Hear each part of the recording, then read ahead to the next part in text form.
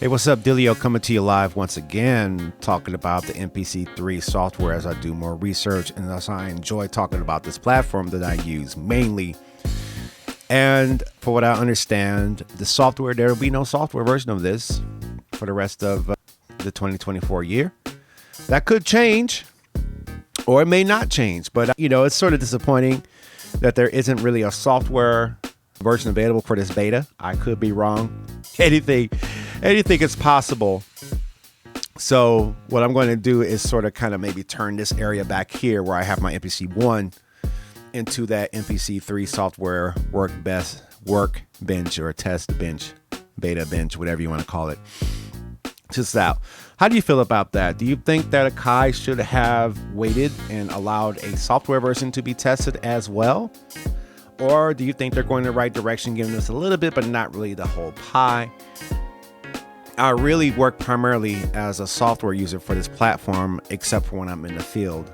So to at least get half of the pie, it's cool. So I'm going to look at it in a positive light and be glad that, a beta is coming that way we can test it out and enjoy a new platform, a new way of song arranging. I did find out that there is song mode still on this platform, which for me was a very important piece of the software I had to learn how to use on the MPC 2 software firmware, because that's how I build songs. You just built that sequence for 8 bars, 16 bars. You can combine it with that next sequence, you get your whole song.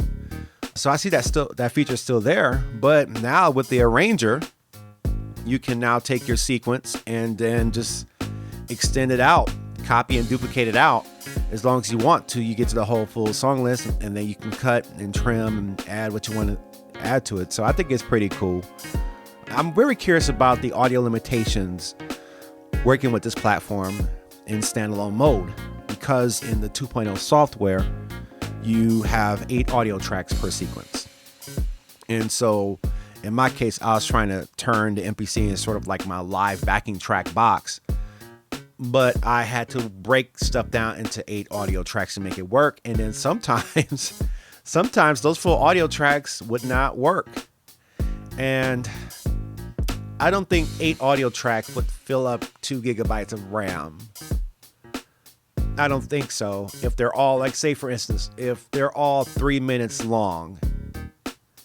So that's think of it as like a CD. If a CD is less than a gigabyte of space,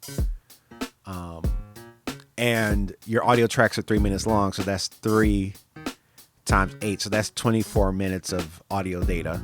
Correct me on my math if I'm wrong. I won't take offense. So that's 24 minutes of audio data. And the way I understand it, 24 minutes doesn't fill up a whole CD, and a CD is at least 750 megabytes all the way through, which is not even a gig. But obviously it wasn't optimized for that. So sorry for that tangent. Sometimes I just really nerd out on this stuff and just kind of really go into the deep end with this technology, because I'm very hands-on with it. So I'm very curious about the audio limitations. Can we go beyond 8 audio tracks in a sequence on the 3 software? Which would be awesome.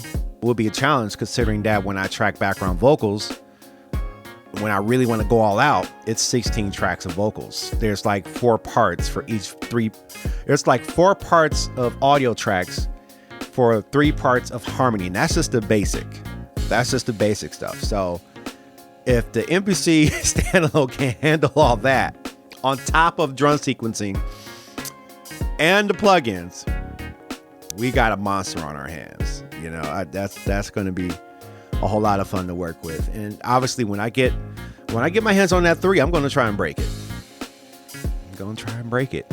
But that's good, because then we can learn from that. I can send it back to the developers and say, hey, when I do this is what breaks. Hey, this is the limitation, which is fine. If you're an experienced music producer, you learn how to work around limitations from day one. So if something can't do something, you just find a way to work around it. So, I'm disappointed that there won't be any software update, but we still got firmware incoming, and some people got their hands already with it, and I'm just patiently waiting for my turn. Coach. Let me in, coach. Let me in, coach. Yeah, it's good. I see him, but I'm like one of those like predators that's kind of like chomping at the cage, pacing back and forth, looking at the prey like, I'm gonna tear you up when I get it. And if you don't think I can, just check my channel out. All right. So with that being said, I'll see you on the next video. Let me know what you think. Do you think Akai should have put out the software version of this, or you think it was wise for them to wait on that? We'll see. But I'm excited. The platform's moving forward. All right. I'm Dilio. Like, comment, subscribe. See you later.